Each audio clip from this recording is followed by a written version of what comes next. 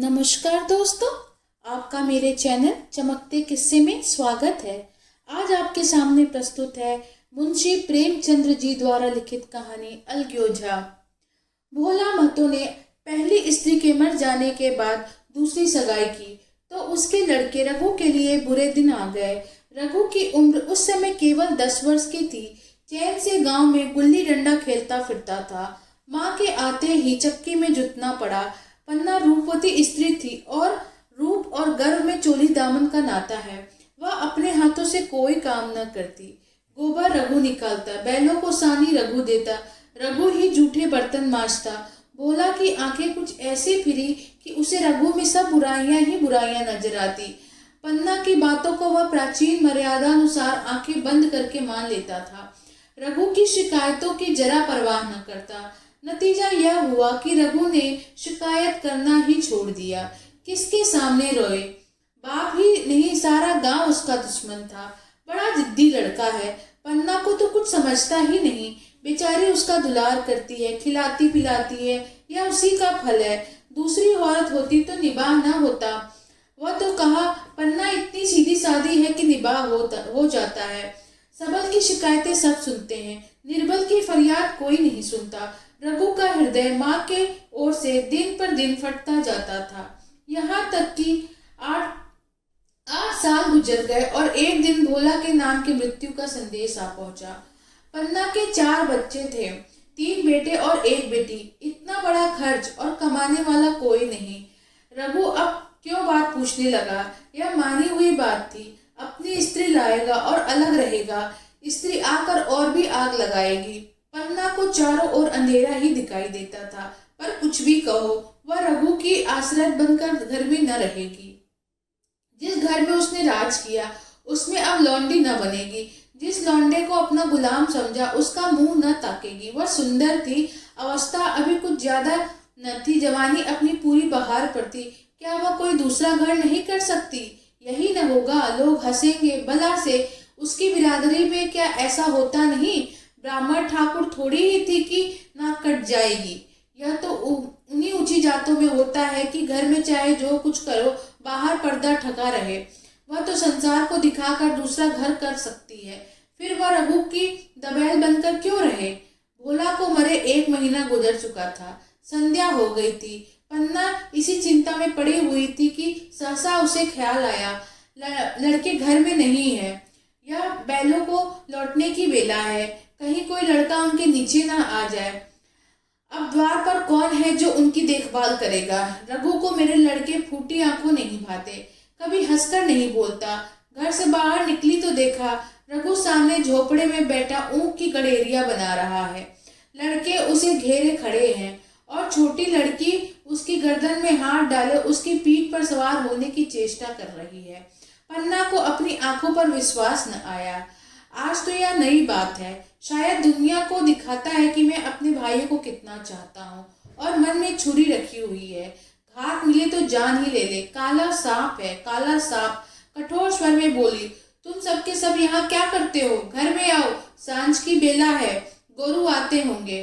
रघु ने विनीत नेत्रों से देखकर कहा, मैं तो हूं ही काकी, डर किस बात का है? बड़ा लड़का केदार बोला, काकी, रघु दादा ने हमारे लिए 2 गाड़ियां बना दी है। यह देख, एक पर हम और खुन्नू बैठेंगे, दूसरी पर लक्ष्मण और झुनिया। दादा दोनों गाड़ियां खींचेंगे। यह कहकर वह एक कोने से 2 छोटी छोटी गाड़ियां निकाल लाया। 4 पहिए लगे थे। बैठने के लिए तखत और रोक के लिए दोनों तरफ बाजू थे। पन्ना ने आश्चर्य से पूछा, ये गाड़ियां किसने बनाई? केदार ने चिढ़कर कहा, रघु दादा ने बनाई है। और किसने? भगत के घर से बसूला और रुखानी मांग लाए और चटपट बना दी। खूब दौड़ती है काकी।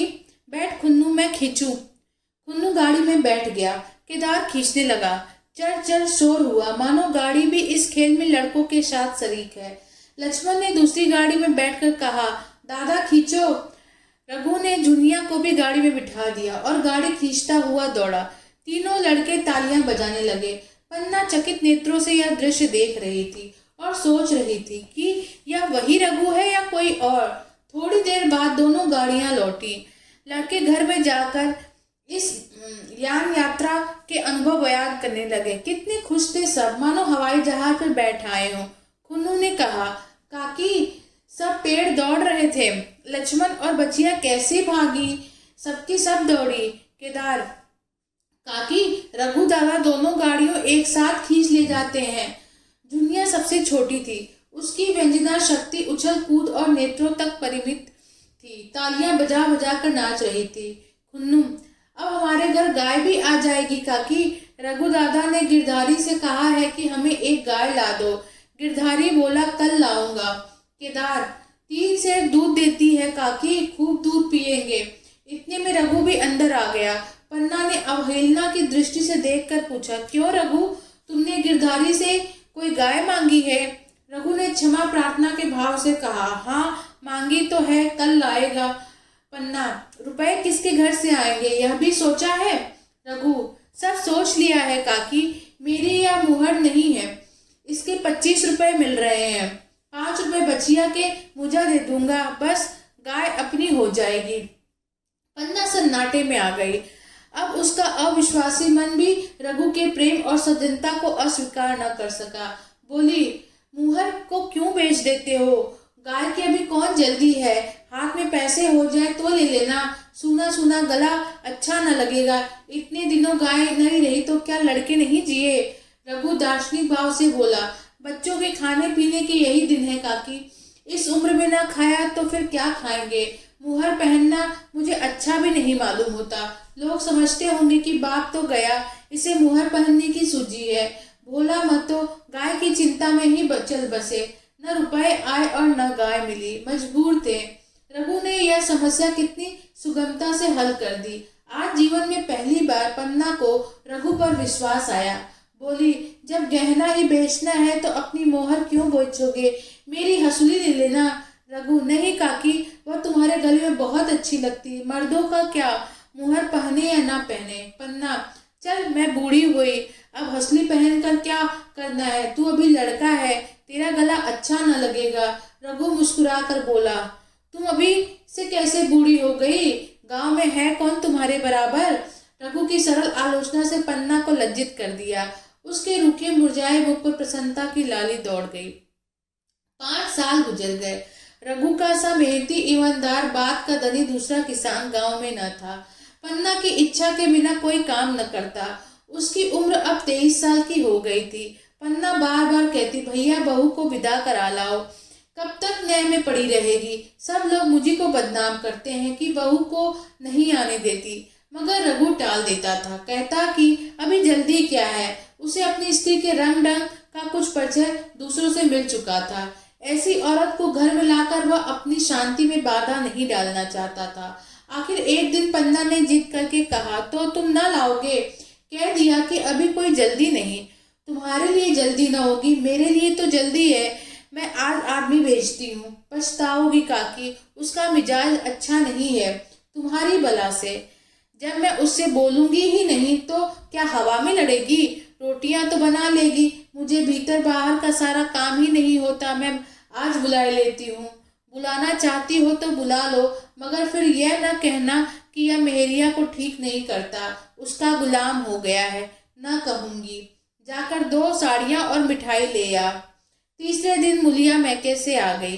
दरवाजे पर नगाड़े बजे, शहनाइयों की मधुर ध्वनि आकाश में गूंजने लगी। मुंह दिखावे की रस्म अदा हुई। वह इस मरुभूमि में निर्मल जलधारा थी। गेहुआ रंग था, बड़ी बड़ी नुकीली पलकें थी, कपोलों पर हल्की सुर्खी, आंखों में प्रबल आकर्षण। रघु उसे देखते ही मंत्रमुग्ध हो गया।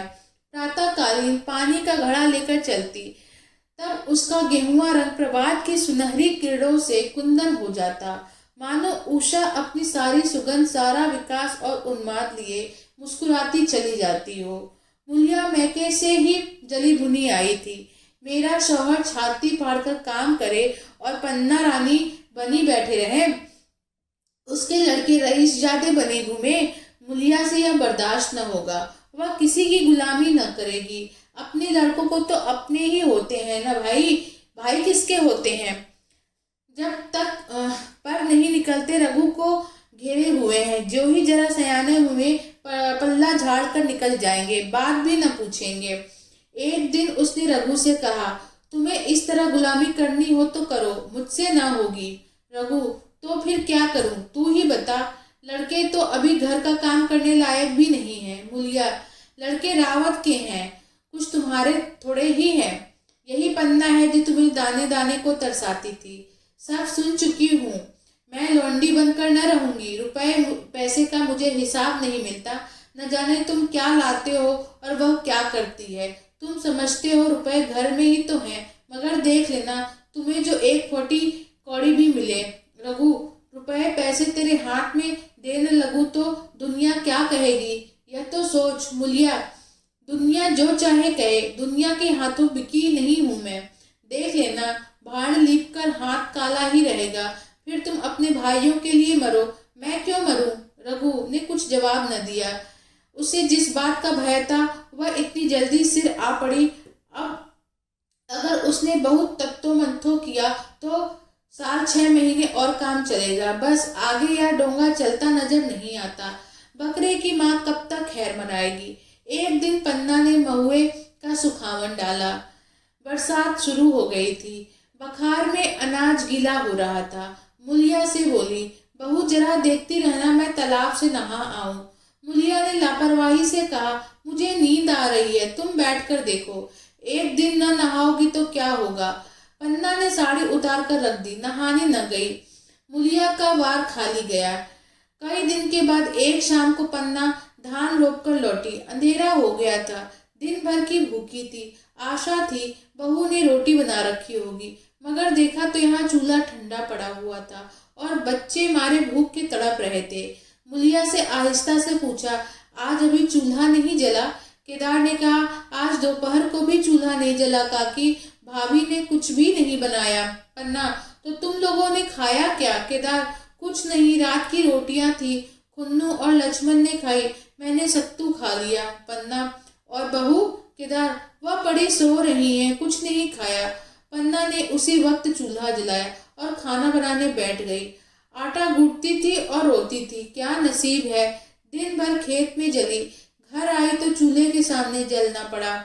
केदार का 14वां साल था। भाभी के रंग ढंग देखकर सारी स्थिति समझ रहा था। बोला, काकी, भाभी अब तुम्हारे साथ रहना नहीं चाहती। पन्ना ने चौंक कर पूछा, क्या कुछ कहती थी? केदार, कुछ कहती नहीं थी, मगर है उसके मन में यही बात। फिर तुम क्यों नहीं उसे छोड़ देती? जैसे चाहे रहे, हमारा भी भगवान है। पन्ना ने दांतों से जीभ दबाकर कहा, चुप मरे, सामने ऐसी बात भूलकर भी न कहना। रघु तुम्हारा भाई नहीं, तुम्हारा बाप है। मूलिया से कभी बोलोगे तो समझ लेना, जहर खा लूंगी मैं। दशहरे का त्योहार आया। इस गांव से कोस भर एक पूर्वे में मेला लगता था। गांव के सब लड़के मेला देखने चले। पन्ना भी लड़कों के साथ चलने को तैयार हुई, मगर पैसा कहाँ से आए? कुंजी तो मूलिया के पास थी। रघु ने आकर मूलिया से कहा, लड़के मेले जा रहे हैं, सबको 2-2 पैसे दे दो। मूलिया ने त्योरियां चढ़ा कहा, पैसे घर में नहीं है। रघु, अभी तो तेलहन बिका था, क्या इतनी जल्दी रुपए उठ गए? मूलिया, हाँ उठ गए। रघु, कहाँ उठ गए, जरा सुनूं। आज त्योहार के दिन लड़के मेला देखने न जाएंगे? मूलिया, अपनी काकी से कहो पैसे निकालें, गाड़ कर क्या करेंगी? खूंटी पर कुंजी हाथ पकड़ लिया और बोली, कुंजी मुझे दे दो, नहीं तो ठीक न होगा। खाने पहनने को भी चाहिए, कागज किताब को भी चाहिए, उस पर मेला देखने को भी चाहिए। हमारी कमाई इसलिए नहीं है कि दूसरे खाएं और मूंछों पर ताव दे। पन्ना ने रघु से कहा, भैया पैसे क्या होंगे, लड़के मेला देखने न जाएंगे। रघु ने झिड़क कर कहा, मेला देखने क्यों न जाएंगे, सारा गांव जा रहा है, हमारे ही लड़के न जाएंगे? यह कहकर रघु ने अपने हाथ छुड़ा लिए और पैसे निकाल कर लड़कों को दे दिए। मगर कुंजी जब मूलिया को देने लगा तब उसने उसे आंगन में फेंक दिया और मुंह लपेट कर लेट गई। लड़के मेला देखने न गए। इसके बाद 2 दिन गुजर गए। मूलिया ने कुछ नहीं खाया और पन्ना भी भूखी रही। रघु कभी इसे बनाता कभी उसे, पर यह न उठती न वह। आखिर रघु ने हैरान होकर मूलिया से पूछा, कुछ मुंह से तो कह, चाहती क्या है? मूलिया ने धरती को संबोधित करके कहा, मैं कुछ नहीं चाहती। मुझे मेरे घर पहुंचा दो। रघु, अच्छा उठ, बना खा, पहुंचा दूंगा। मुलिया ने रघु की ओर आंखें उठाई। रघु उसकी सूरत देखकर डर गया। वह माधुर्य, वह महुकता, वह लावण्य गायब हो गया था। दांत निकल आए थे, आंखें फट गई थी और नथुने फड़क रहे थे। अंगार की सी लाल आंखों को देखकर बोली, अच्छा तो काकी ने यह सलाह दी है या मंत्र पढ़ाया है? तो यहाँ ऐसी कच्चे नहीं हूँ, तुम दोनों की छाती पर मूंग दलूंगी। हो किस फेर में? रघु, अच्छा तो मूंग ही दल लेना, कुछ खा पी लेगी तभी तो मूंग दल सकेगी। मुलिया, अब तो तभी मुंह में पानी डालूंगी जब घर अलग हो जाएगा। बहुत झेल चुकी, अब नहीं झेला जाता। रघु सन्नाटे में आ गया। एक दिन तक उसके मुंह से आवाज ही न निकली। अलग होने की उसने स्वप्न में भी कल्पना न की थी। उसने गांव में 2-4 परिवार को अलग होते देखा था। वह खूब जानता था, रोटी के साथ लोगों के हृदय भी अलग हो जाते हैं, अपने हमेशा के लिए गैर हो जाते हैं, फिर उनमें वही नाता नहीं रहता जो गांव के आदमियों में। रघु ने मन में ठान लिया था कि इस विपत्ति को घर में न आने दूंगा, मगर होनहार के सामने उसकी एक न चली। आह, मेरे मुख में कालिख लगेगी। दुनिया यही कहेगी, बाप के मर जाने पर 10 साल भी एक में निबाह ना हो सका। फिर किससे अलग हो जाऊं? जिनको गोद में खिलाया, जिनको बच्चों की तरह पाला, जिनके लिए तरह तरह के कष्ट झेले, उन्हीं से आज अलग हो जाऊं? अपने प्यारों को घर से निकाल बाहर करूं? उसका गला फंस गया। कांपते हुए स्वर में बोला, तू क्या चाहती है कि मैं अपने भाइयों से अलग हो जाऊं? भला सोच तो, कहीं मुंह दिखाने लायक रहूंगा। मुलिया, तो मेरा इन लोगों के साथ निबाह न होगा। रघु, तो तू अलग हो जा, मुझे अपने साथ क्यों घसीटती है? मुलिया, तो मुझे क्या तुम्हारे घर में मिठाई मिलती है? मेरे लिए क्या संसार में जगह नहीं है? रघु, तेरी जैसी मर्जी, जहाँ चाहे रह, मैं अपने घर वालों से अलग नहीं हो सकता। जिस दिन इस घर में 2 चूल्हे जलेंगे, उस दिन मेरे कलेजे के 2 टुकड़े हो जाएंगे। मैं यह चोट नहीं सह सकता।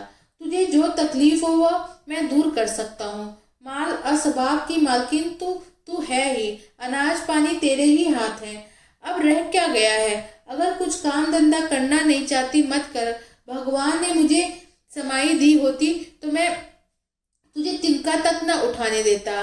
तेरे या सुकुमार हाथ पांव मेहनत मजदूरी करने के लिए बनाए ही नहीं गए हैं, मगर क्या करूं, अपना कुछ बस ही नहीं है। फिर भी तेरा जी कोई काम करने का न चाहे मत कर, मगर मुझसे अलग होने को न कर, तेरे पैर पड़ता हूँ। मुलिया ने सिर से आंचल खिसकाया और जरा समीप आकर बोली, मैं काम करने से नहीं डरती, ना बैठे बैठे खाना चाहती हूँ, मगर मुझसे किसी और की धौंस नहीं सही जाती। तुम्हारी ही काके घर का काम काज करती हैं तो अपने लिए करती हैं, अपने बाल बच्चों के लिए करती हैं, मुझ पर कुछ एहसान नहीं करती, फिर मुझ पर धौंस क्यों जमाती हैं? उन्हें अपने बच्चे प्यारे होंगे, मुझे तो तुम्हारा आसरा है। मैं अपनी आंखों से यह नहीं देख सकती कि सारा घर तो चैन करे, जरा जरा से बच्चे तो दूध पिए, और जिसके बलबूते पर गृहस्थी बनी हुई है वह मट्ठे को तरसे, कोई उसका पूछने वाला न हो। जरा अपना मुंह तो देखो, कैसी सूरत निकल आई है। औरों को तो 4 बरस के में अपने पट्टे तैयार हो जाएंगे, तुम तो 10 साल में खाट पर पड़ जाओगे। बैठ जाओ, खड़े क्यों हो? क्या मारकर भागोगे? मैं तुम्हें जबरदस्ती न बांध लूंगी, या मालकिन का हुक्म नहीं है। सच कहूँ तुम बड़े कटकलेजी हो, मैं जानती ऐसे निर्मोहे से पाला पड़ेगा तो इस घर में भूल से भी न आती भी तो मन न लगाती, मगर अब तो मन तुमसे लग गया। घर भी जाऊं तो मन यहाँ ही रहेगा, और तुम जो हो मेरी बात ही नहीं मानते। मुलिया की ये रसीली बातें रघु पर कोई असर न डाल सकी। वह उसी रखाई से बोला, मुलिया, मुझसे यह न होगा। अलग होने का ध्यान करते ही मेरा मन न जाने कैसा हो जाता है। यह चोट मुझसे न सही जाएगी। मुलिया ने परिहास करके कहा, तो चूड़ियां पहनकर अंदर बैठो ना, लाओ मैं मूछें लगा लूं। मैं तो समझती थी कि तुम में भी कुछ कलबल है, अब देखती हूँ तो निरे मिट्टी के लौदे ही हो। पन्ना दलान में खड़ी दोनों की बातचीत सुन नहीं रही थी। अब उससे न रहा गया, सामने आकर रघु से बोली, जब वह अलग होने पर तुली हुई तो फिर तुम क्यों उसे जबरदस्ती मिलाए रखना चाहते हो?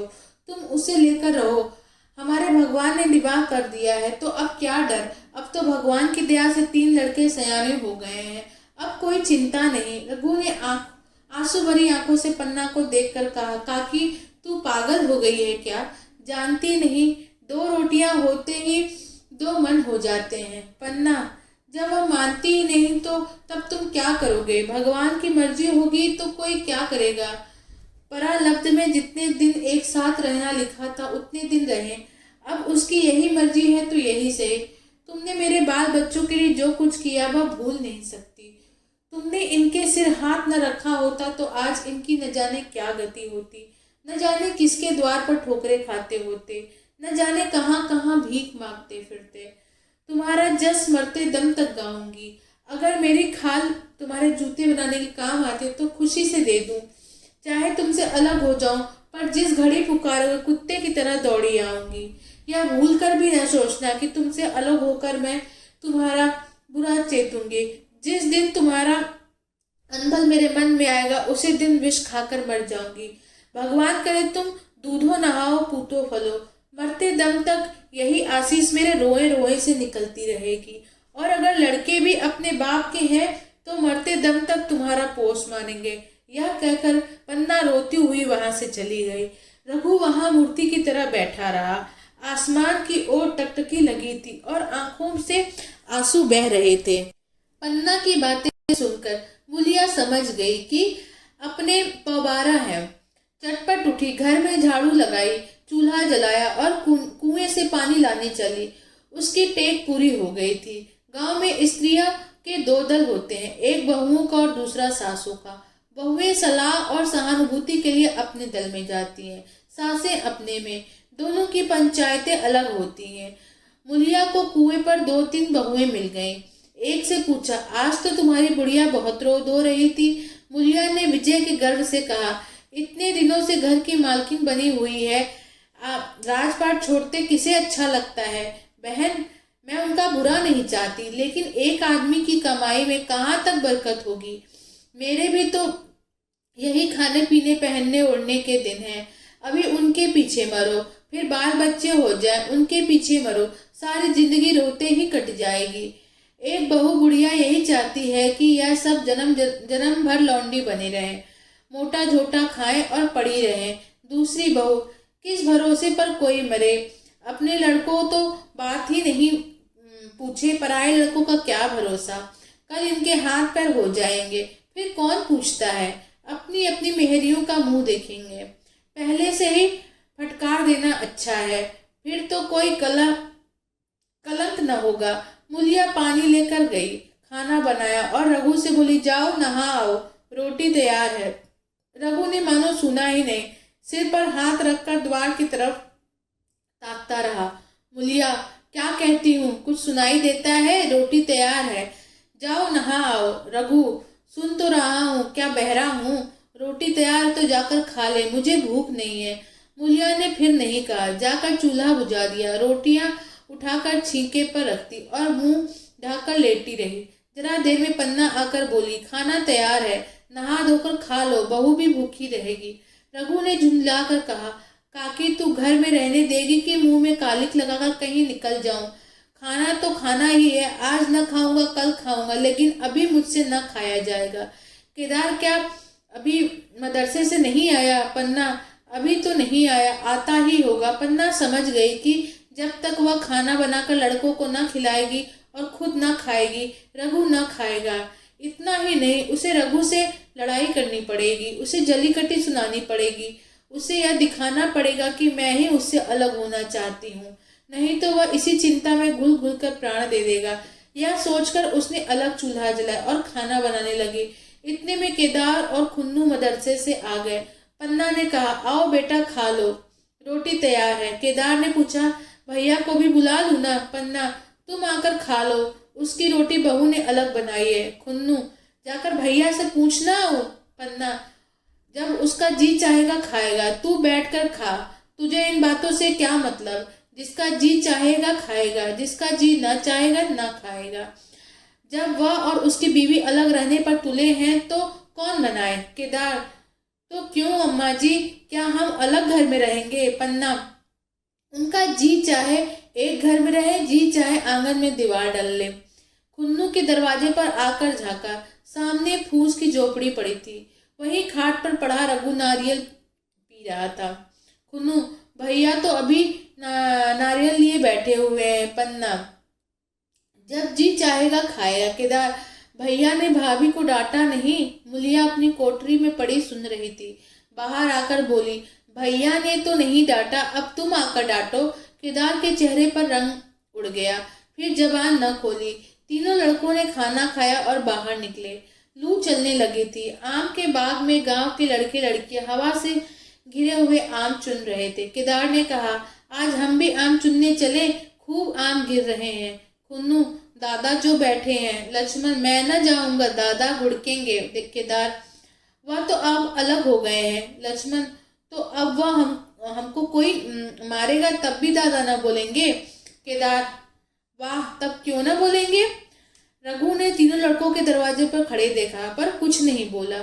पहले तो वह घर के बाहर निकलते उन्हें डांट बैठता था, पर आज वह मूर्ति के समान निश्चल बैठा रहा। अब लड़कों को कुछ साहस हुआ, कुछ दूर और आगे बढ़े। रघु अब भी न बोला। कैसे बोले, वह सोच रहा था। काकी ने लड़कों को खिला पिला दिया, मुझसे पूछा तक नहीं। क्या उसकी आंखों पर भी पर्दा पड़ गया है। अगर मैंने लड़कों को पुकारा और वह न आए तो मैं उनको मार पीट तो न सकूंगा। लू में सब मारे मारे फिरेंगे, कहीं बीमार न पड़ जाए। उसका दिल महसूस कर रह जाता था, लेकिन मुंह से कुछ न कह सकता था। लड़कों ने देखा कि यह तो बिल्कुल नहीं बोलते, तो निर्भय होकर चल पड़े। सासा मुलिया ने आकर कहा, अब तो उठोगे कि अब भी नहीं। जिनके नाम पर फाका कर रहे हो, उन्होंने मजे से लड़कों को खिलाया और आप खाया, अब आराम से सो रहे हैं। मोर पिया बात न पूछे, मोर सुहागिन नाम। एक बार भी तो मुंह से न फूटा कि चलो भैया खा लो। रघु को इस समय मर्मांतक पीड़ा हो रही थी। मुलिया के इन कठोर शब्दों ने घाव पर नमक छिड़क दिया। दुखित नेत्रों से देखकर बोला, तेरी जो मर्जी थी वही तो हुआ, अब जा ढोल बजा। मुलिया, नहीं, तुम्हारे लिए थाली परोसे बैठी है। रघु, मुझे चिढ़ा मत, तेरे पीछे मैं भी बदनाम हो रहा हूँ। जब तू किसी की होकर नहीं रहना चाहती तो दूसरे को क्या गरज है जो मेरी खुशामद करे। जाकर काकी से पूछ, लड़के आम चुनने गए हैं, उन्हें पकड़ लाऊं। मुलिया अंगूठा दिखा कर बोली, यह जाता है, तुम्हें 100 बार गरज हो, जाकर पूछो। इतने में पन्ना भी भीतर से निकल आए। रघु ने पूछा, लड़के बगीचे में चले गए काकी, लू चल रही है। पन्ना, अब उनका कौन 75 है। बगीचे में जाए, पेड़ पर चढ़े, पानी में डूबे, मैं अकेली क्या क्या करूं। रघु, जाकर पकड़ लाऊं। पन्ना, जब तुम्हें अपने मन से नहीं जाना है तो फिर मैं जाने को क्यों कहूं। तुम्हें रोकना होता तो रोक देना देते, तुम्हारे सामने ही तो गए होंगे। पन्ना की बात पूरी भी न हुई थी कि रघु ने नारियल कोने में रख दिया और बाग की तरफ चला। रघु लड़कों को लेकर बाग से लौटा तो देखा मुलिया अभी तक झोपड़े में खड़ी है। बोला, तू जाकर खा क्यों नहीं लेती, मुझे तो इस बेला भूख नहीं है। मुलिया ऐड कर बोली, हाँ भूख क्यों लगेगी, भाइयों ने खाया, वह तुम्हारे पेट में ही पहुंच गया होगा। रघु ने दांत पीस कर कहा, मुझे जला मत मुलिया, नहीं अच्छा ना होगा, खाना कहीं भागा नहीं जाता, एक बिला ना खाऊंगा तो मर ना जाऊंगा। क्या तू समझती घर में आज कोई बात हो गई है। तूने घर में चूल्हा नहीं जलाया, मेरे कलेजे में आग लगाई है। मुझे घमंड था कि और चाहे कुछ हो जाए पर मेरे घर में फूट का रोग न आने पाएगा, पर तूने घमंड चूर कर दिया। परालब्ध की बात है। मुलिया तिनक कर बोली, सारा मोह छो तुम्ही को है कि और किसी को है, मैं तो किसी को तुम्हारी तरह बिसुरते नहीं देखती। रघु ने ठंडी सांस खींचकर कहा, मुलिया गांव पर नून न छिड़क, तेरे ही कारण मेरी पीठ में धूल लग रही है। मुझे इस गृहस्थी का मोह न होगा तो किसे होगा, मैंने ही तो इसे मर मर कर जोड़ा है। जिनको गोद में खिलाया अब वही मेरे पट्टीदार होंगे। जिन बच्चों को मैं डांटता था उन्हें आज कड़ी आंखों से भी नहीं देख सकता। मैं उनके भले के लिए भी कोई बात करूं तो दुनिया यही कहेगी कि यह अपने भाइयों को लूट लेता है। जा मुझे छोड़ दे, अभी मुझसे कुछ न खाया जाएगा। मुलिया, मैं कसम रखा दूंगी, नहीं चुपके से चले चलो। रघु, देख अब भी कुछ बिगड़ा नहीं है, अपना हट छोड़ दे। मुलिया, हमारा ही लहू पिए जो खाने न उठे। रघु ने कानों पर हाथ रखकर कहा, यह तूने क्या किया मूलिया? मैं तो उठ ही रहा था, चल खा लो, नहाने धोने कौन जाए। लेकिन इतनी कहे देता हूँ कि चाहे 4 की जगह 6 रोटियां खा जाऊं, चाहे तो मुझे घी के मटके में भी डुबा दे, पर यह दाग मेरे दिल से न मिटेगा। मूलिया, दाग साग सब मिट जाएगा, पहले सबको ऐसा ही लगता है। देखते नहीं हो उधर कैसी चैन की बंसी बज रही है? वह तो मना ही रही थी कि किसी तरह यह सब अलग हो जाए। अब वह पहले की सी चांदी तो नहीं है कि जो कुछ घर में आवे सब गायब। अब क्यों हमारे साथ रहने लगी? रघु ने आहत स्वर में कहा, इसी बात का तो मुझे गम है। काकी ने मुझे ऐसी आशा न थी। रघु खाने बैठा तो कौर विष के घूंट सा लगता था। जान पड़ता था रोटियां भूसी की हैं, दाल पानी सी लगती, पानी कंठ के नीचे न उतरता था। दूध की तरफ देखा तक नहीं। 2-4 ग्रास खाकर उठ गया, जैसे किसी परिजन के श्राद्ध का भोजन हो। रात का भोजन भी उसने इसी तरह किया। भोजन क्या किया, कसम पूरी की। रात भर उसका चित्त उद्विग्न रहा। एक अज्ञात शंका उसके मन पर छाई हुई थी, जैसे भोला महतो द्वार पर बैठा रो रहा हो। वह कई बार चौंक कर उठा। ऐसा जान पड़ा भोला उसकी ओर तिरस्कार की आंखों से देख रहा है। वह दोनों जून भोजन करता था, पर जैसे शत्रु के घर। भोला की शोकमग्न मूर्ति आंखों से न उतरती थी। रात को उसे नींद न आती। वह गांव में निकलता तो इस तरह मुंह चुराए, सिर झुकाए, मानो गौ हत्या की हो। 5 साल गुजर गए। रघु अब 2 लड़कों का बाप था। आंगन में दीवार खिंच गई थी, खेतों में मेड़े डाल दी गई थी और बैल बच्चिए बांध लिए गए थे। केदार की उम्र अब 19 की हो गई थी। उसने पढ़ना छोड़ दिया था और खेती का काम करता था। खुन्नू गाय चराता था। केवल लक्ष्मण अब तक मदरसे जाता था। पन्ना और मुलिया दोनों एक दूसरे की सूरत से जलती थी। मुलिया के दोनों लड़के बहुधा पन्ना के ही पास रहते। वही उन्हें उपटन मलती, वही काजल लगाती, वही गोद में लिए पड़ती। मगर मुलिया के मुंह से एक अनुग्रह का शब्द भी न निकलता। न पन्ना ही इसकी इच्छुक थी। वह जो कुछ करती निर्व्याज भाव से करती। उसके 2 लड़के अब कमाऊ हो गए थे। लड़की खाना पका लेती थी, वह खुद ऊपर का काम काज कर लेती थी। इसके विरुद्ध रघु अपने घर का अकेला था। वह भी दुर्बल, अशक्त और जवानी में बूढ़ा। अभी आयु 30 वर्ष से अधिक न थी, लेकिन बाल खिचड़ी हो गए थे, कमर भी झुक चली थी, खांसी ने जीर्ण कर रखा था। देखकर दया आती थी। और खेती पसीने की वस्तु है। खेती की जैसी सेवा होनी चाहिए वैसी उससे न हो पाती। फिर अच्छी फसल कहाँ से आती? कुछ ऋण भी हो गया था। वह चिंता और भी मारे डालती थी। चाहिए तो यह था कि अब उसे कुछ आराम मिलता। इतने दिनों के निरंतर परिश्रम के बाद सिर का बोझ कुछ हल्का होता। लेकिन मुलिया की स्वार्थपरता और अदूरदर्शिता ने लहराती हुई खेती उजाड़ दी। अगर सब एक साथ रहते तो वह अब तक पेंशन पा जाता। मजे में द्वार पर बैठा हुआ नारियल पीता। भाई काम करते, वह सलाह देता, महतो बना फिरता, कहीं किसी के झगड़े चुकाता, कहीं साधु संतों की सेवा करता। वह अवसर हाथ से निकल गया। अब तो चिंता भार दिन दिन बढ़ता जाता था। आखिर उसे धीमा धीमा ज्वर रहने लगा। हृदय शूल, चिंता, कड़ा परिश्रम और अभाव का यही पुरस्कार है। पहले कुछ परवाह न की, समझा आप ही आप अच्छा हो जाएगा। मगर कमजोरी बढ़ने लगी तो दवा की फिक्र हुई। जिसने जो बता दिया खा लिया। डॉक्टरों और वैद्यों के पास जाने की सामर्थ्य कहाँ? और सामर्थ्य भी होती तो रुपए खर्च कर देने के सिवा और नतीजा ही क्या था?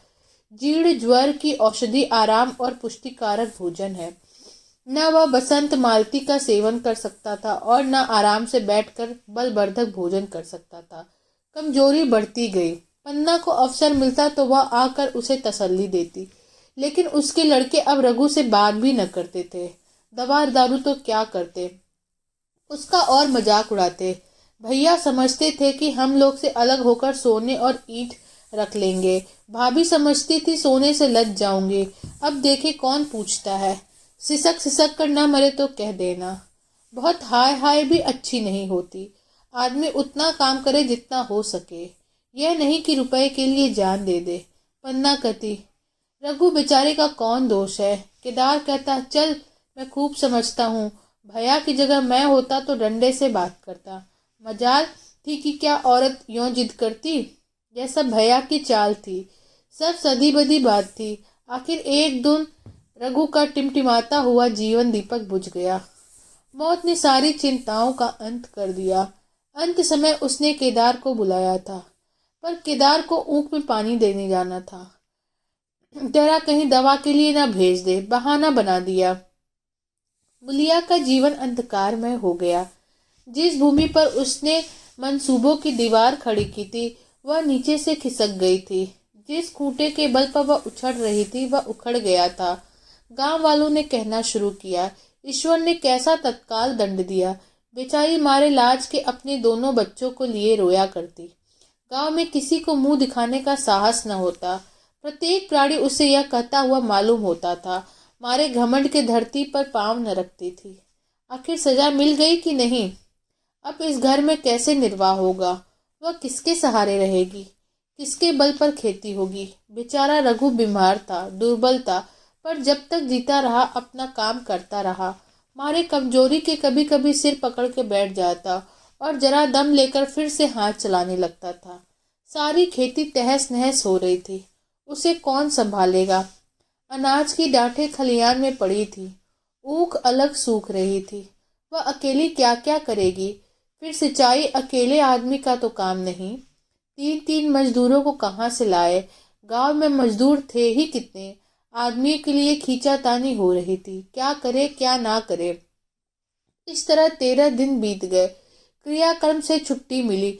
दूसरे दिन सवेरे मुलिया ने दोनों बालकों को गोद में उठाया और अनाज मारने चली।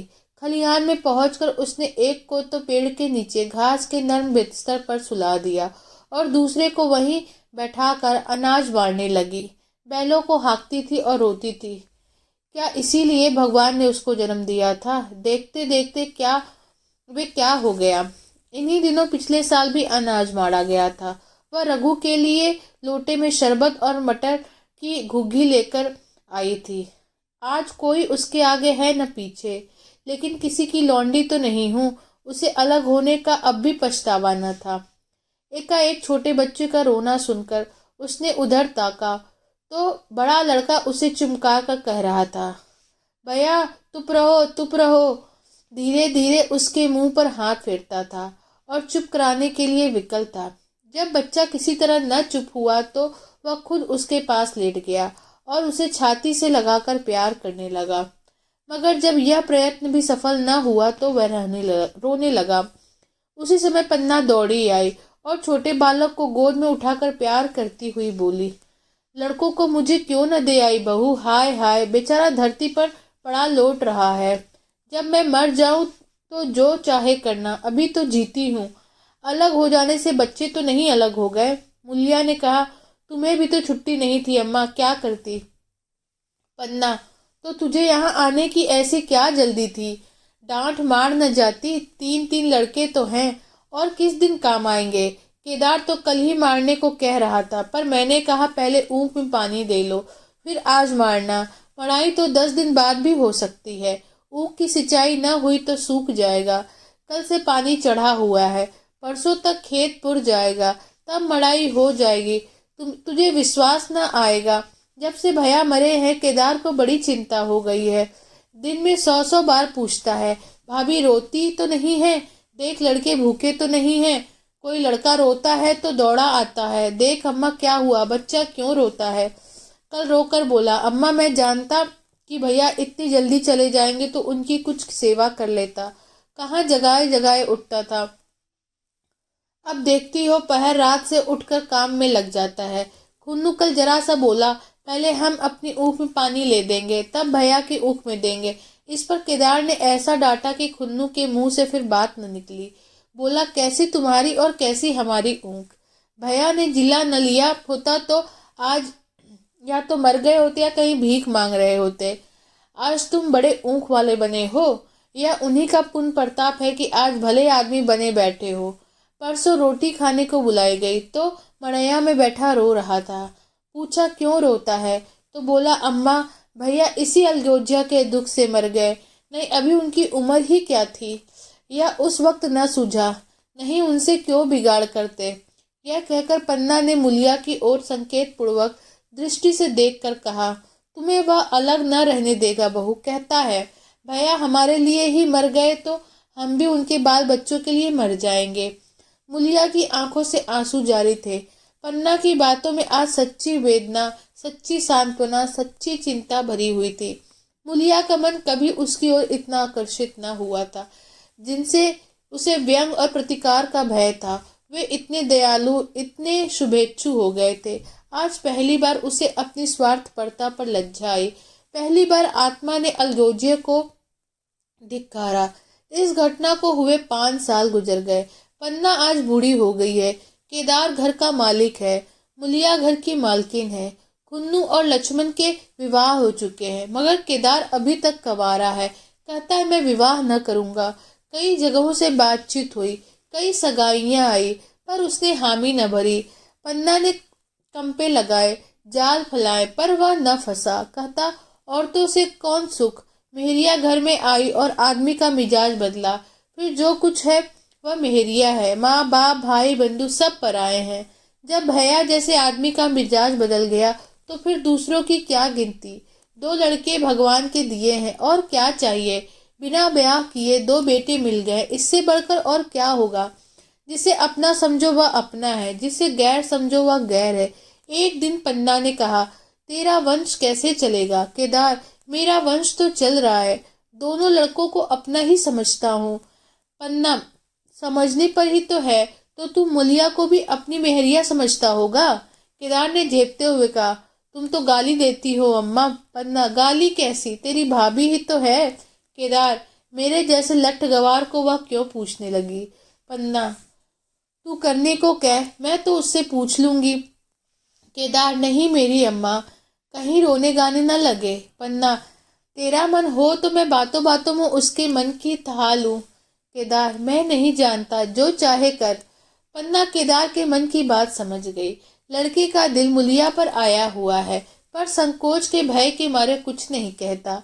उसी दिन उसने मुलिया से कहा, क्या करूं बहू, मन की लालसा मन में ही रह जाती है। केदार का घर भी बस जाता तो मैं निश्चिंत हो जाती। मुलिया, वह तो करने को ही नहीं कहते। पन्ना, कहता है ऐसी औरत मिले जो घर में मेल से रहे तो कर लूं।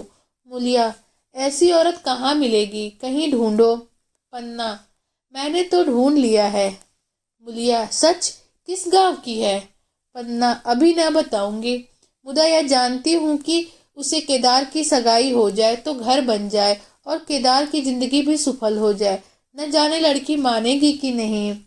मुलिया, मानेगी क्यों नहीं अम्मा, ऐसा सुंदर कमाओ सुशील वर और कहाँ मिल जाता है। उस जन्म का कोई साधु महात्मा है, नहीं तो लड़ाई झगड़े के डर से कौन भी बिन ब्याह रहता है। कहाँ रहती है, मैं जाकर उससे मना लाऊंगी। पन्ना, तू चाहे तो उसे मना ले, तेरे ही ऊपर है। मुलिया, मैं आज ही चली जाऊंगी अम्मा, उसके पैरों पड़कर मना लाऊंगी। पन्ना, बता दूं, वह तू ही है। मुलिया लजार कर बोली, तुम तो अम्मा जी गाली देती हो।